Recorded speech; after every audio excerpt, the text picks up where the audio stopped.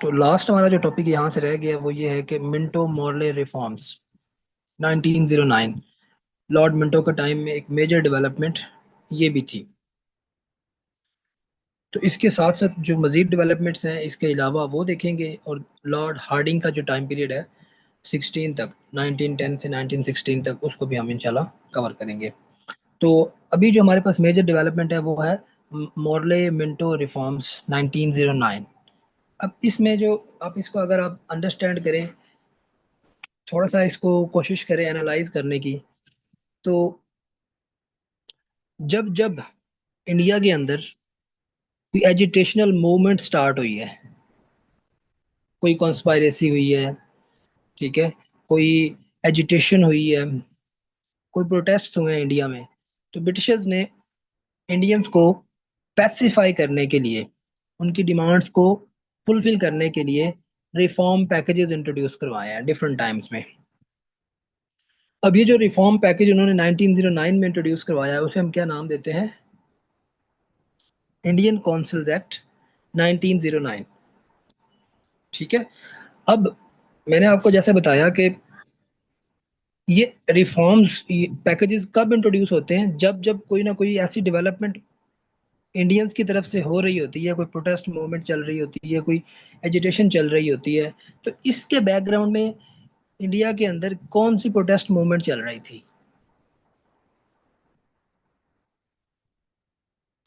जी,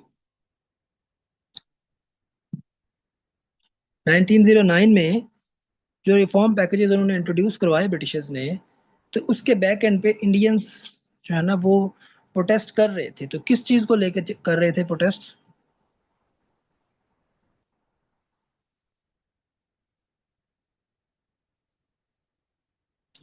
ये तो हमने अभी अभी डिस्कस किया ना, स्वदेशी मूवमेंट जो चल रही थी, ठीक है, पार्टीशन ऑफ बंगाल को लेके।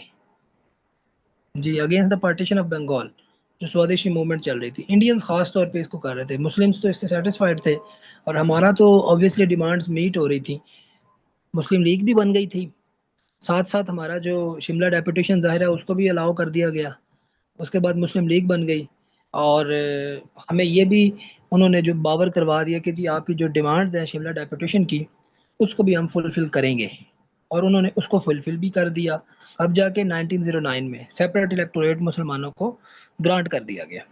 ठीक है, सेपरेट इलेक्टोरेट फॉर मुस्लिम। सबसे इंपॉर्टेंट तो ये है कि जी फादर ऑफ कम्युनल इलेक्टोरेट्स, आपसे ये सवाल पूछा जा सकता है, who is regarded as the father of communal electorates in India. ठीक है, यानी कि कम्यून की बुनियाद पे, मजहब की बुनियाद पे, रिलीजन की बुनियाद पे इलेक्टोरेट्स, इलेक्शन का जो सिस्टम इंट्रोड्यूस करवाया, किसने करवाया for the first time in India? तो ये पर्सन थे लॉर्ड मिंटो।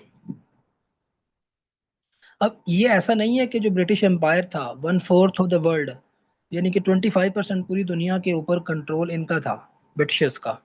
और कहा यह जाता था कि इनके एम्पायर में सूरज गरूब नहीं होता। तो ऐसा नहीं था कि ओवरऑल पूरे ब्रिटिश एम्पायर में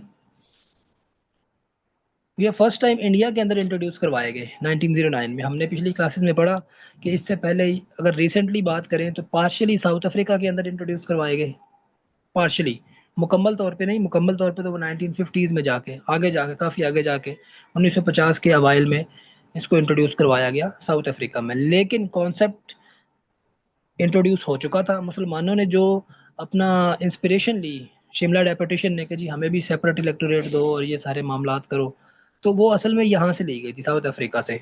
और इससे पीछे थोड़ा सा चले जाएं तो साइप्रस, कब्रस जिसे हम कहते हैं, जजीरा कब्रस, वो भी इस टाइम ब्रिटिशर्स के कंट्रोल में था। वहां पे भी इन्होंने ये सेपरेट इलेक्टोरेट का सिस्टम इंट्रोड्यूस करवा दिया। न्यूजीलैंड में ये ऑलरेडी हो चुका था। तो मुसलमान इंडिया में ये सब कुछ पहली दफा नहीं हो रहा था। तो ये इसका जो ट्रेंड है हिस्टोरिकली हमें नजर आता है, पास्ट में ये चीजें हो चुकी थी। तो separate electorate for the first time introduce करवा दिए गए।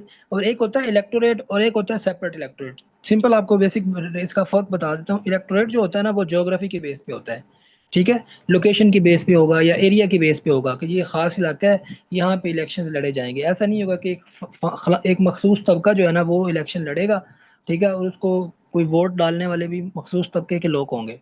ऐसा नहीं है। एक खास इलाके में जो भी आपकी आबादी है, मज़हब है, रेस है, नस्ल है, ठीक है, वो सब वोट डालने के अहल हो सकते हैं। कोई भी वहाँ पे compete कर सकता है, कोई भी कंटेस्ट कर सकता है। ये होता है इलेक्टोरेट। जो आजकल हम जो इलेक्शंस डालते हैं, एक होता है सेपरेट इलेक्टोरेट। सेपरेट इलेक्टोरेट होता है कि आप ये इसमें जो है ना वो इलेक्शंस करवाते हैं on the base of religion, ठीक है, कि रिलीजियन की बेस पे मुसलमानों की अगर दिया गया है और मुसलमानों को सेपरेट इलेक्टोरेट, तो मुसलमानों का बेसिकली जो है ना वो नुमाइंदा खड़ा होगा, उसको वोट भी मुसलमान ही डालेंगे, ठीक है। तो ये कॉन्सेप्ट था, और ओवरऑल जनरल सीट्स के लिए भी मुसलमान खड़े हो सकते हैं, ठीक है। मुसलमानों को डबल बेनिफिट था इसमें, कि मुसलमानों की सीट के लिए कोई हिंदू वहाँ पे इलेक्शन नहीं लड़ सकता, पहली बात। और अगर जनरल सीट है कोई, उसमें मुसलमान जो है ना वो कॉन्टेस्ट कर भी सकता है, ठीक है, और उसमें जो है ना उनको अगर वो सीट जीतता है तो उसको सीट मिल भी जाएगी। तो हमें डबल बेनिफिट था, हमारी अपनी जो रिप्रेजेंटेशन थी वो एक तरह से सिक्योर हो गई, ठीक है। तो ये सेपरेट इलेक्टोरेट का सिस्टम जो था, फादर ऑफ कम्युनल इलेक्टोरेट आपसे पूछा जा सकता है, तो ये आप बता देंगे कि जी ये लॉर्ड मिंटो थे। अच्छा, उसके बाद हम बात करते हैं, इसी के दौर में जिना साहब जो है ना वो कांग्रेस को ज्वाइन करते हैं। मोहम्मद अली जिना, कायदे आजम साहब जो है ना वो कांग्रेस को ज्वाइन करते हैं 1906 में, ठीक है। अच्छा, अब इसमें रिफॉर्म्स में क्या किया गया, ये जो है ना वो आपके पास वायसराय की जो एग्जेक्टिव काउंसिल थी, ठीक है, वायसराय की दो काउंसिल्स थी ना, एक तो थी उसकी लेजिस्लेटिव काउंसिल और एक थी एग्जेक्टिव काउंसिल। एग्जेक्टिव जो लेजिस्लेटिव थी उसने थोड़ा सा कानून साजी वाला काम करना होता था, ठीक है, रिकमेंडेशन ही होती थी, हर कानून साजी तो वो एक पार्लियामेंट तो थी नहीं, ठीक है। बट ये था कि जो इंडियंस को दिखाया हुआ था कि जी हम आपके लिए कानून साजी भी करते हैं, मेंबर्स भी इलेक्ट करते हैं और ये सब कुछ। तो एक तो वो लेजिस्लेटिव काउंसिल थी, और एक थी एग्जेक्टिव काउंसिल जिसने प्रॉपर अमल दरामद करना था, ठीक है, एग्जीक्यूट करना था उन लेजिस्लेशन के जो पीसेस थे।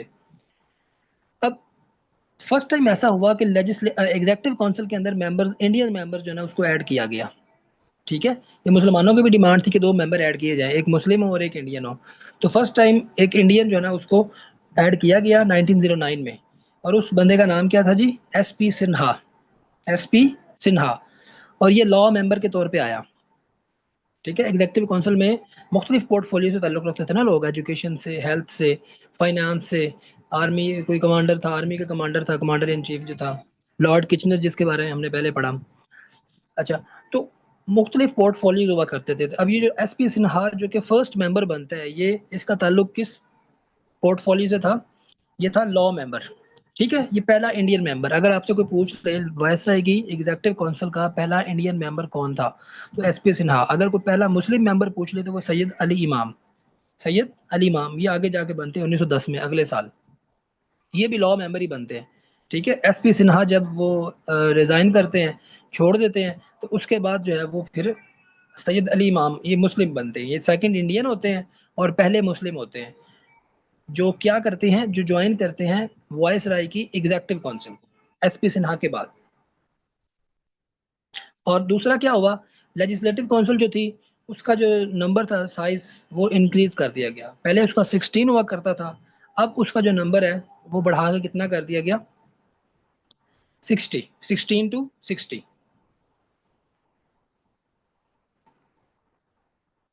लेजिस्लेटिव काउंसिल का पहले साइज 16 हुआ करता था, अब उसको बढ़ा के कितना कर दिया गया, 60, ठीक है।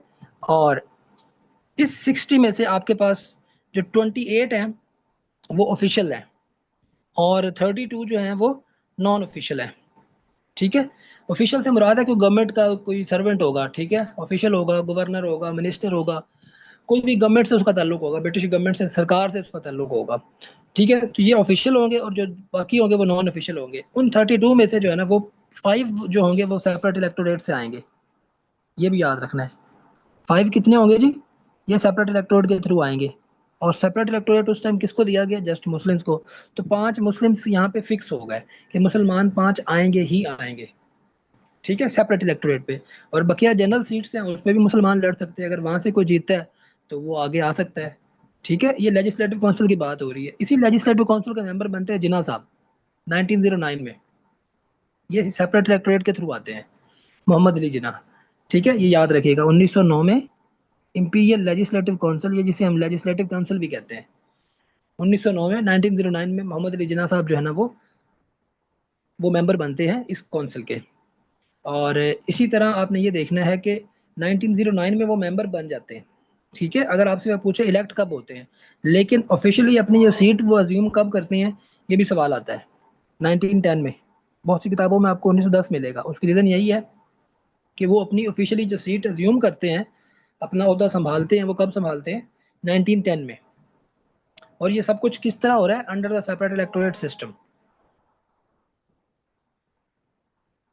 अच्छा, उसके बाद एक और डेवलपमेंट भी इसी दौर में होती है। अब ये मेनली आप इसमें इतना याद रखेंगे, सेपरेट ये जो मिंटो मॉडल रिफॉर्म्स थी। ठीक है। और इसी तरह प्रोविंसेस में भी जो लेजिस्लेचर थी, जो वाइस गवर्नर की, उसमें भी थोड़ा सा एडिशन किया गया। मेनली ये चीज़ें थी, अब उसकी डिटेल में हम ज़्यादा नहीं जाएंगे।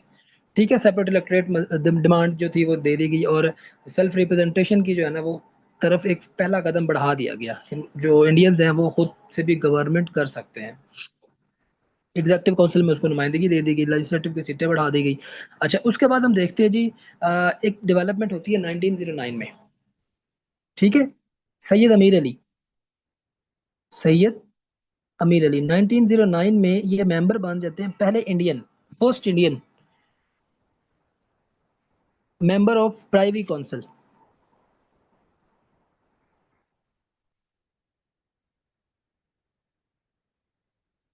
जी, किसी को आइडिया है जी प्राइवी काउंसिल क्या होती है?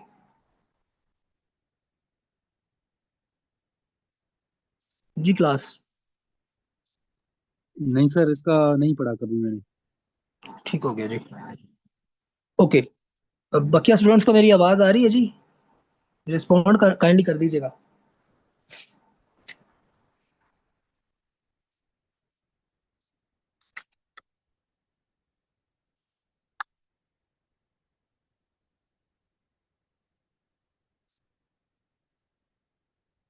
ओके।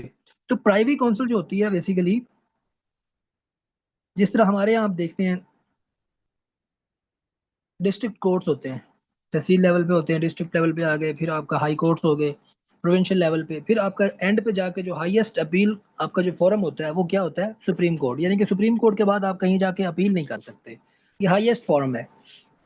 इसी तरह ब्रिटिश एम्पायर जितना भी आपका एक्सपेंड कर चुका था, कनाडा में भी थी ब्रिटिशर्स, इसी तरह इंडिया में थे, इस तरह साउथ अफ्रीका में थे, साइप्रस में थे, न्यूजीलैंड में थे, बहुत एक वसी एम्पायर था।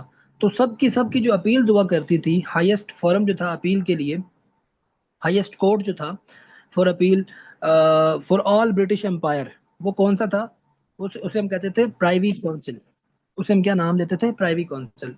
और उस प्राइवी काउंसिल के फर्स्ट जो मेंबर बनते हैं वो सैयद अमीर अली, बहुत एक प्रोमिनेंट पर्सनालिटी हैं।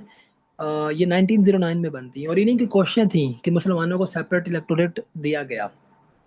ये इनकी कोशिश थी। इन्होंने 1908 में बड़ी लॉबिंग की, लंदन में जाके, वहाँ पे मुख्तलिफ ये जो वजीर थे, खासतौर पे वजीर खारज, वजीर अमूर बराए हिंद, जो secretary of the state for India जो थे, उनसे मिले, और ख़ासतौर पे पहले उसके पीए से मिले। बहुत सी इन्होंने कोशिशें की। तो सैयद अमीर अली का नाम एक तो सेपरेट इलेक्टोरेट में बड़ा आता है। फिर उन्होंने लंदन की ब्रांच मुस्लिम लीग की 1908 में वो भी कायम की।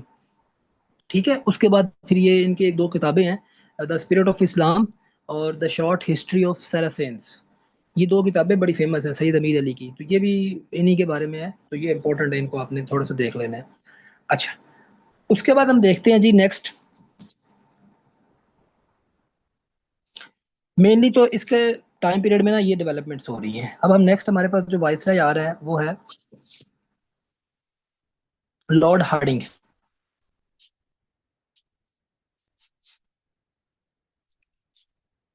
यहाँ तक किसी का कोई क्वेश्चन है जी? कोई माइंड में कोई क्वेश्चन आ रहा हो, कुछ चीज ऐड करना चाह रहा हो?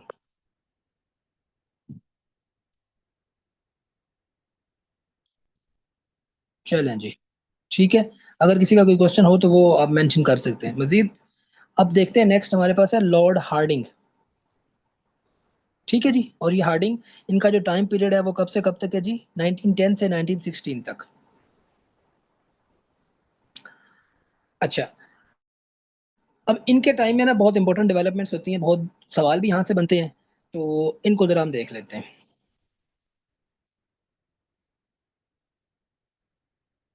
लेकिन उस आगे जाने से पहले, खैर चलो वो इसी के अंदर ही आ जाएगा, इसी के अंदर ही आ जाएगा, इसको हम कवर करते हैं। इसी के अंदर ही आ जाएगा वो। जिन्ना साहब का जो है ना आगे डेवलपमेंट एक इम्पोर्टेंट है, वो इसके अंदर कवर करेंगे। दिल्ली दरबार सबसे पहले जी 1911, ठीक है। दिल्ली दरबार कब कन्वीन होता है? 1911 में। अब दिल्ली दरबार हिस्ट्री में ना 3 दफा लगता है। एक तो 1911 में, 1911 में। एक इससे पहले हमने पढ़ा था कि जब क्वीन जो है विक्टोरिया इंडिया की क्वीन बनती है, एम्प्रेस ऑफ इंडिया बनती है, तब एक दफा ये क्लेम होता है, प्रोक्लेम होता है 1877 में। देन 1903 में, और लास्टली 1911 में, ठीक है। और ये जो पिछले 2 दरबार थे, 77 वाला और 1903 वाला, इसमें कोई भी ब्रिटिश मोनार्क, क्वीन हो या किंग हो, वो इन पर्सन अटेंड नहीं करता।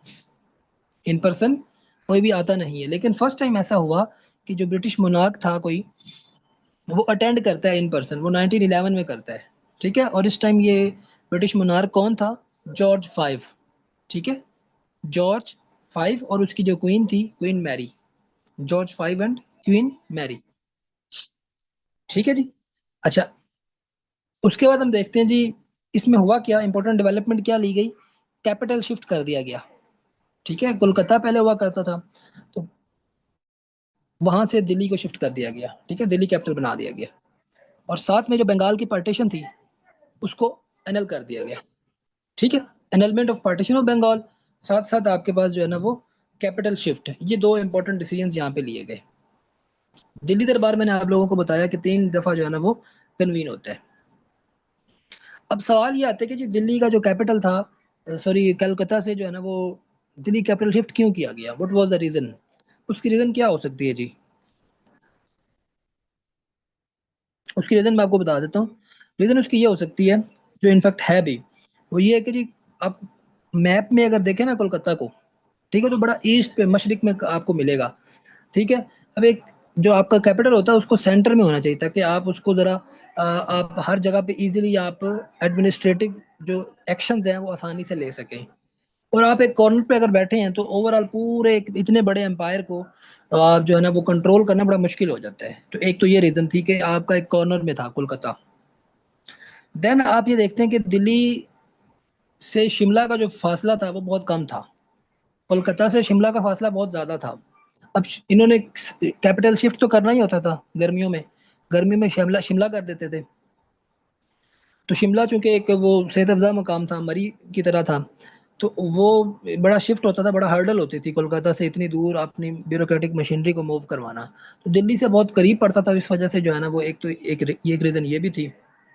और दूसरी सबसे जो इम्पोर्टेंट रीज़न थी वो ये थी कि बंगाल के अंदर जो नेशनलिज्म था, या लोगों का जो एक्टिविटीज़ थी इंडियंस की, वो काफ़ी ज़्यादा हमें नज़र आ रही थी। ख़ास तौर पे आप स्वदेशी मूवमेंट को देख लें, तो इनको ये खतरा था कि कहीं जो है ना वो सरकार जो है ना वो हमारी गिर ना जाए। वो अनसेफ फील कर रहे थे कोलकाता में, तो इस वजह से इन्होंने कैपिटल कहाँ पे शिफ्ट किया? दिल्ली में, ठीक है। तो annulment of partition of Bengal, अब सवाल एक और भी बनता है कि जब annulment of partition of Bengal हुई तो किस मुस्लिम पॉलिटिशियन ने सियासत छोड़ दी, ठीक है।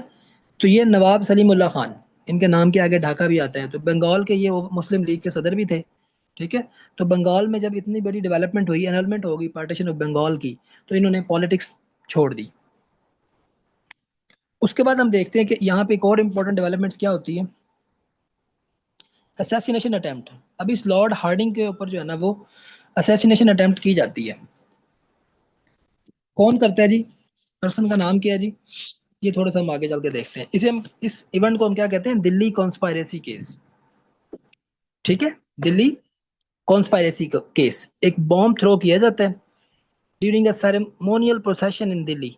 अब ये हो क्या रहा है, कैपिटल शिफ्ट हुआ है। अब उस कैपिटल शिफ्ट के दौरान एक इजलास हो रहा है, अब प्रोसेशन हो रहा है, ठीक है, आप एक सेरेमनी कह लें कि कैपिटल को शिफ्ट किया जा रहा है, मूवमेंट हो रही है। तो उस दौरान जो है ना वो फिर इसके ऊपर बॉम्ब फेंका जाता है। उसका जो मास्टरमाइंड होता है उसका नाम होता है राश बिहारी बोस, एक इंडियन नेशनलिस्ट होता है राश बिहारी बोस, ठीक है। और ये इवेंट कहाँ पे, सारे मामलात कहाँ पे होते हैं? चांदनी चौक में, दिल्ली में। दिल्ली चांदनी चौक, राश बिहारी बोस मास्टरमाइंड। और जो बॉम्बर होता है, जो बॉम्ब गिराता है, जो बॉम्ब फेंकता है, उसका नाम क्या होता है जी? बसंत कुमार बिस्वास। ठीक है, बीके बिस्वास भी बोलते हैं, बसंत कुमार बिस्वास भी बोलते हैं उसे। उसके बाद है India joins world war one. जाहिर है वर्ल्ड वॉर वन भी स्टार्ट होगी 1914 से लेके 1918 तक। और इसमें इंडिया जो है ना वो ब्रिटिश सोल्जर्स, खासतौर पे इंडियन सोल्जर्स जो हैं वो ज्वाइन करते हैं। हिंदूज भी हैं, खासतौर पे हमारे यहाँ पश्तून भी हैं। पश्तून काफ़ी ज़्यादा होते थे। गोरखास भी ज्वाइन कर चुके हैं, नेपाल वाले। और इंडियंस तो हैं ही हैं, सिख काफ़ी ज़्यादा तादाद में थे। तो ये सब पार्टिसिपेट करते हैं ब्रिटिशर्स की साइड से वर्ल्ड वॉर वन में। उसके बाद फिर आता है गदर कॉन्स्पायरेसी। ठीक है, 1915 में। असल में ये होता है कि एक पार्टी बनती है गदर पार्टी के नाम से। कब बनती है जी? 1913 में। आंसर, क्वेश्चन ये आता है हमारे पास, कहाँ पे बनती है? तो ये यूएसए में बनती है गदर पार्टी, यूएसए। गदर का मतलब क्या होता है जी? What is the literal meaning of Ghadar? किसी को आइडिया है जी स्टूडेंट्स?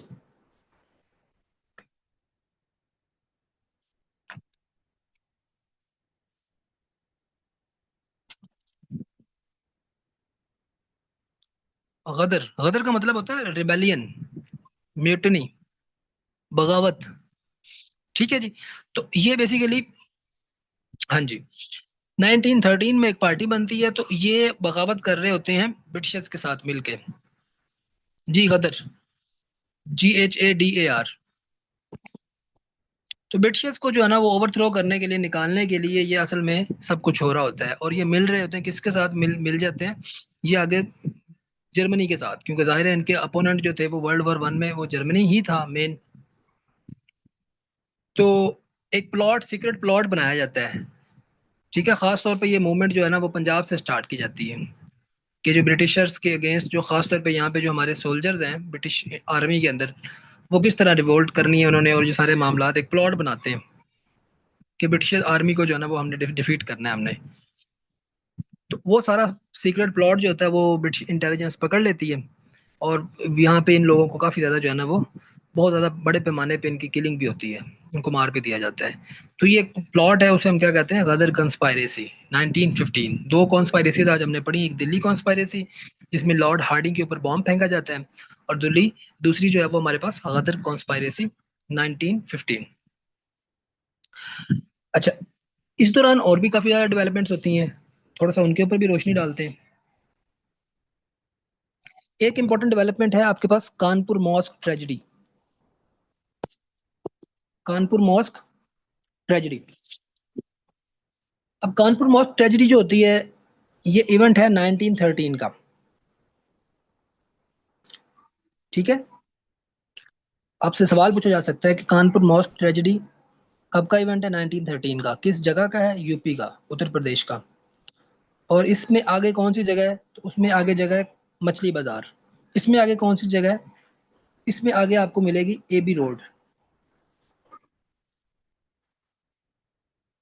एबी रोड, बेसिकली ये उस टाइम रोड एक कनेक्ट कर रहा था point A and point B को, तो इस वजह से इसका फेमस नाम है एबी रोड, या इसे मेसन रोड भी कहते हैं।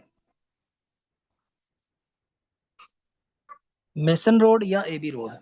तो आपको मैंने ये बताया है साल 1913, यूपी उत्तर प्रदेश, मछली बाजार, कानपुर का इलाका।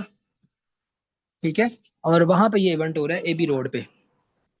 अब हुआ क्या, थोड़ी सी मैं आपको इसका बैकग्राउंड दे देता हूँ। 1908 में, साल 1908 में, गवर्नमेंट जो है वो एक फंड जारी करती है अराउंड 2.5 लाख का, कि कानपुर के अंदर जितने भी रोड्स हैं ना हम उनको एनलार्ज करेंगे। और दूसरे भी जो म्यूनिसिपल वर्क्स हैं उसके लिए एक फंड जारी कर दिया जाता है अराउंड 2.5 लाख का, कि रोड्स कानपुर के बड़े किए जाएं। ठीक है जी। अब होता क्या है, एबी रोड जो था इसके ऊपर जिस जगह पे टेम्पल था, मस्जिद थी, उसके साथ ही बिल्कुल टेम्पल भी था। तो स्टार्ट में ब्रिटिशर्स का प्लान ये था कि इस टेम्पल को हम गिरा देंगे। लेकिन ब्रिटिशर्स ने, जो हिंदूज थे, हिंदुओं ने उस मंदिर को नहीं गिराने दिया, प्रोटेस्ट वगैरह किया। ठीक है, तो फिर ब्रिटिशर्स ने डिसाइड किया कि इस मस्जिद का जो कुछ इलाका है वजू खाना, ख़ास तौर पे बाथ प्लेस जो है, उसको हम गिरा देते हैं। मुसलमानों ने काफ़ी ज़्यादा प्रोटेस्ट वगैरह भी किए, लेकिन उन्होंने जो है ना फाइनली, जो उस टाइम लेफ्टिनेंट गवर्नर था यूपी का, उसका नाम था सर जेम्स मेसन। यही है, जेम्स मेसन। ठीक है, जेम्स,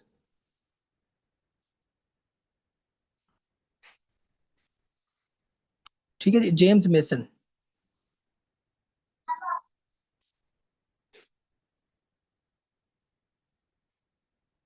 ये इनका नाम था, जेम्स मेसन। लेफ्टिनेंट गवर्नर आपसे नाम पूछा जा सकता है। तो जेम्स मेसन के ऑर्डर पे जो है ना वो उस मस्जिद को गिरा दिया गया, वजू खाना और ख़ास तौर पे जो बाथ प्लेस थी। और इनका मानना ये था कि ये वजू खाना जो होता है या बाथ प्लेस जो होती है वो मस्जिद के एरिया के अंदर इंक्लूड नहीं होती। ठीक है, इस बिहाफ पे इन्होंने वो इसको गिरा दिया, शहीद कर दिया मस्जिद को। मुसलमानों ने काफ़ी ज़्यादा प्रोटेस्ट वगैरह भी किए, वायलेंट प्रोटेस्ट हो गए। अब इस दौरान मुसलमानों ने उसको दोबारा रीबिल्ड करने की कोशिश की। ठीक है, मुसलमान जुमा की नमाज पढ़ के आते हैं और उसके ऊपर जो है ना वो उसको रिकंस्ट्रक्ट करने की, ईंटों के ऊपर ईंटें लगाने की कोशिश करते हैं। अब इस दौरान होता क्या है कि ये जो मेसन होता है, ये एक अपना मजिस्ट्रेट होता है। ठीक है, उस मजिस्ट्रेट का नाम होता है टेलर। उसको ऑर्डर दे देता है कि आपने इनके ऊपर अटैक्स करना है, इनको जो है ना वो आपने लॉ एंड ऑर्डर सिचुएशन को आपने मेंटेन करके रखना है। अगर कोई मुस्लिम जो है ना वो कोशिश करता है इसको रीबिल्ड करने की, तो आपने उनको अटैक करना है। तो वो टेलर, ठीक है,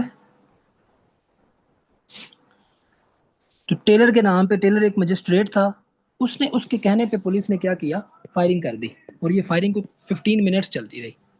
ठीक है जी, 15 मिनट फायरिंग चलती रही और अराउंड 600 राउंड्स फायर किए गए मुसलमानों पे। ठीक है, काफ़ी ज़्यादा लोग इंजर हुए और कहा यह जाता है कोई 130 to 150 पीपल वहाँ पे उनकी डेथ्स भी हो गई। ठीक है, आप हिसाब लगाए ना, 15 मिनट फायरिंग हो रही है, तो क्या वहाँ पे हालात हुआ होगा। तो मेसन के कहने पे मस्जिद को डिमोलिश किया गया और टेलर के कहने पे फायरिंग की गई। और टेलर जो कि मजिस्ट्रेट था, इसको ऑर्डर किसके थे पीछे से, लेफ्टिनेंट गवर्नर जेम्स मेसन के। और ये इवेंट कहाँ पे होता है, कानपुर में। कानपुर कहाँ पे है, यूपी में। और कानपुर में किस जगह पे, मछली बाजार में। ठीक है, किस जगह पे, कौन सा रोड था, एबी रोड या मेसन रोड इसे कहते हैं। तो ये कानपुर मॉस्क ट्रेजेडी के बारे में ये सवालात बनते हैं जो मैंने आपके साथ शेयर किए। उसके बाद यहाँ पे जो सवाल बनता है, मौलाना मोहम्मद अली जौहर का अखबार जो जो इन्होंने जारी किया, कॉमरेड, ठीक है, कोलकाता से 1911 में।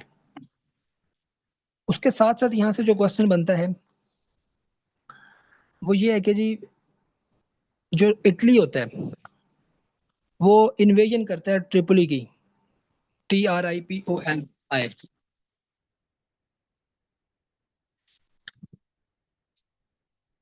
ट्रिपोली 1911 में, और ब्रिटिशर्स उसके साथ देते हैं। फिर बल्कान वॉर्स होती हैं। ठीक है, मुझे टाइम बता दीजिएगा कितना रहता है। बल्कान वॉर्स होती हैं, बल्कान जंगें होती हैं दो, 1912 में और 1913 में, बल्कान वॉर्स। ठीक है, बल्कान वन और बल्कान टू पहले 1912 में होती है। अब उसमें होता क्या है कि सल्तनत उस्मानिया जो उस टाइम यूरोप के ऊपर भी यानी कि उसका कंट्रोल था, हुकूमत कर रही थी। अब यूरोप के अंदर जितनी भी टेरिटरीज थी ऑटोमन एम्पायर की, वो सब की सब खत्म हो जाती हैं। आपसे ये सवाल पूछा जाता है किस वॉर में खत्म होती हैं, या किस वॉर में उससे छीन ली जाती हैं, कैप्चर कर ली जाती हैं। ठीक है, तो वो होती है आपकी Balkan war, first Balkan war, जो कि होती है 1912 में। और इसमें होता क्या है कि आपके पास एक बल्कान लीग बनती है। ठीक है, उसमें आपके पास Greece, Serbia, Montenegro and Bulgaria, ये चार कंट्रीज मिलके एक अलायंस बनाते हैं और किसके अगेंस्ट लड़ते हैं, ओटोमन एम्पायर के अगेंस्ट लड़ते हैं। और ये जो यूरोप के अंदर जितने भी इलाके थे वो सब के सब आज़ाद करवा लेते हैं सल्तनत उस्मानिया से, ओटोमन एम्पायर से, फर्स्ट बल्कान वॉर में। और इसके बाद फिर जाहिर है वो सरेंडर कर देते हैं और ट्रीटी ऑफ लंदन होती है 1912 में। उसके तहत जो है वो सल्तनत उस्मानिया यूरोप से बिल्कुल खात्मा हो जाता है उसका। नेक्स्ट होती है आपके पास सेकंड बल्कान वॉर 1913 में। सेकंड बल्कान वॉर कब होती है जी, 1913 में। अब इसमें जो इलाके इनको चारों को मिले थे, उसमें इनका आपस में झगड़ा हो गया। ठीक है, बल्गारिया ने कहा कि मुझे इलाके नहीं मिले। खास तौर पे एक इलाका था मैसेडोनिया का।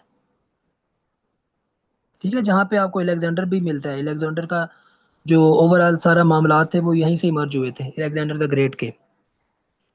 तो उसके डिवीजन को लेके झगड़ा हो गया आपस में। एक उस लीग का, बल्कान लीग का, ठीक है, जिन्होंने पहली वॉर लड़ी थी अगेंस्ट ओटोमन एम्पायर और इलाके जीत लिए, सल्तनत उस्मानिया को निकाल दिया यूरोप से। अब जब वो आपस में उन इलाकों को डिवाइड करने लगे, तब उनका आपस में झगड़ा हो गया। खास तौर पे बल्गारिया ने कहा कि मुझे जो है ना वो अपना हिस्सा जो है ना, मेरा ड्यू शेयर है वो मुझे नहीं मिला मैसेडोनिया को लेके।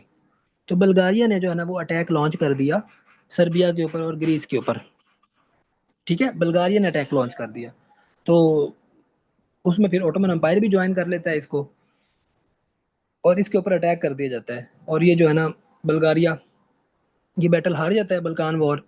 और कुछ टेरिटरीज यूरोप के अंदर सल्तनत उस्मानिया अगेन रीगेन कर लेती है, कुछ कुछ चंद एक टेरिटरीज। ठीक है, जितनी इसने लॉस की थी 1912 में फर्स्ट बल्कान वॉर में, उतनी तो नहीं, बट कुछ चंद एक टेरिटरीज जो है ना वो अगेन रीगेन कर लेता है। बल्गारिया डिफीटेड हो जाता है। ठीक है जी।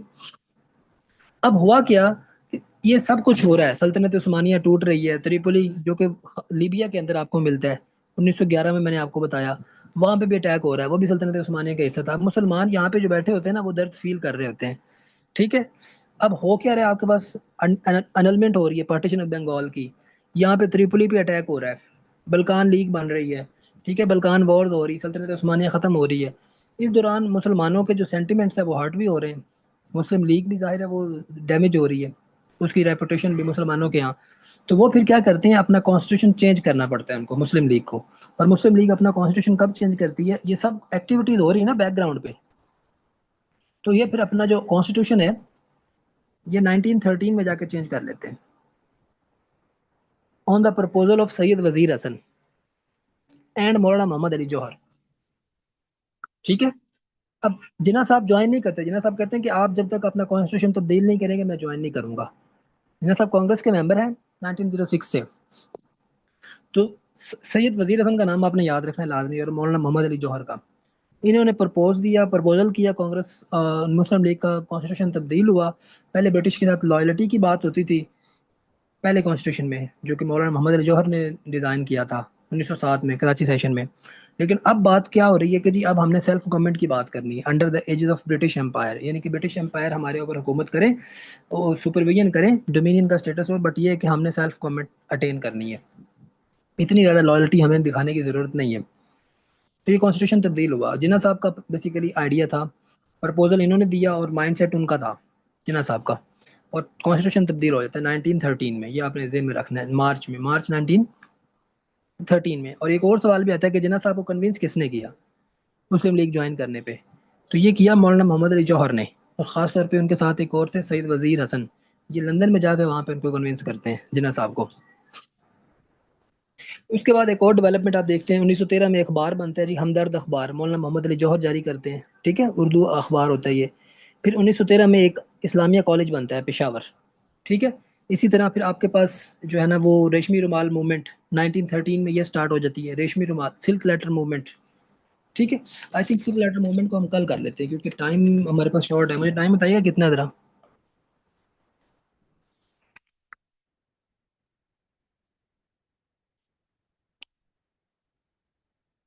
चलें इसको कवर कर ही लेते हैं। तो इस्लामिया कॉलेज पेशावर 1913 में साहिबजादा अब्दुल कयूम साहब बनाते हैं। ठीक है, अब जो सिल्क लेटर मूवमेंट है ये 1913 से 1920 तक चलती है, और बेसिकली इसका मकसद क्या होता है, खुफिया आज़ादी की तहरीक, ब्रिटिशर्स से छुटकारा हासिल पाना है। अब सिल्क लेटर इसको इसलिए बोलते हैं क्योंकि इसके ऊपर सिल्क जो रेशमी रुमाल होते थे उसके ऊपर खत लिख के जो है ना वो भेजे जाते थे, रुमाल के ऊपर वो कशीदाकारी करके। ठीक है, और पैगाम रसानी हुआ करती थी। अब पैगाम रसानी का मकसद क्या था कि तुर्की और अफगानिस्तान, इनकी जो सपोर्ट है वो हासिल की जाए, और ब्रिटिशर्स के अगेंस्ट जो है ना वो अटैक लॉन्च किया जाए, बगावत की जाए। ठीक है, with in India and outside India support हासिल की जाए तुर्की और अफगानिस्तान से, ताकि जो ब्रिटिशर्स जो है ना वो इनको इंडिया से निकाला जाए। तो इसका मकसद बेसिकली ये था, ये खुफिया आज़ादी की तहरीक थी, और इसके जो फाउंडर थे वो कौन थे, मौलाना महमूद अल हसन। ठीक है, और इसके जो साथ साथ जो अफगानिस्तान में मूव करके जाते थे, ठीक है, जो ट्रैवल करते थे, उनका नाम था उबैदुल्ला सिंधी। उबैदुल्ला सिंधी का बड़ा आपको नाम मिलेगा। ठीक है, उबैदुल्ला सिंधी मेनली। और इनके बारे में एक और सवाल भी पूछा जाता है, इनका जो रियल नेम था उबैदुल्ला सिंधी का वो क्या था। ये पहले मुस्लिम नहीं थे, नॉन मुस्लिम थे, बूटा सिंह इनका नाम था।